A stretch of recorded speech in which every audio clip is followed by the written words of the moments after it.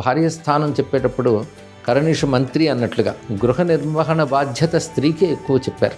వివాహ మంత్రాలు కూడా సామ్రాజ్ఞి భవ అని చెప్తారు. భర్త ఎంత సంపాదించినా అధికారం మాత్రం భార్యకే. అంటే ఫైనాన్స్ మినిస్టర్ భార్య.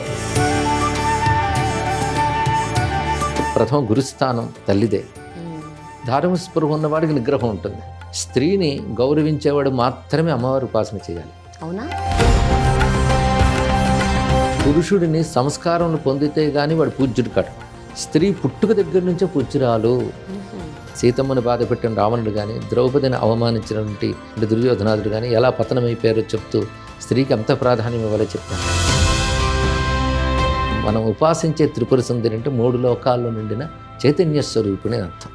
ఈ శక్తికి 2 రూపాలు ఉంటాయి, సౌమ్య రూపం, ఉగ్ర రూపం. ఈ 2 సృష్టిలో ఉండాలి, ఉంటాయి కూడా.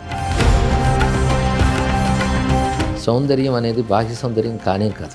సౌందర్యం అంటే ఒక సమర్థత అని, ఒక చైతన్యం అని, ఒక అచీవ్మెంట్ అని, ఇవి తెలుసుకోగలిగితే సమాజంలో ఇంకా బాగుంటుంది స్త్రీకి. వంటింటి కుందేలా పడింది అని ఒక మాట అంటారు. 10 మందికి వండి పెడుతోంది అని ఇంకో కోణంలో చూస్తే వంటింటి కుందేలుగా కాకుండా అన్నపూర్ణాదేవిగా దర్శించవచ్చు. అమ్మ ఇచ్చిన ఓదార్పు తండ్రి కూడా ఇవ్వలేడు. అందుకే కష్టం వచ్చిన అమ్మా అని అరుస్తారు కానీ నాన్న అని ఎవడు అరవడం. ఏది పాటిస్తే ధర్మానికి దెబ్బతింటుందో దాని వైపు వెళ్లకుండా, ఏది పాటించడం వల్ల ధర్మం కూడా కాపాడబడుతుందో దాన్ని పాటించుకోవాలి. దీనికి ఆనుకూల్యాచరణ అంటారు. అంటే ఏంటండి?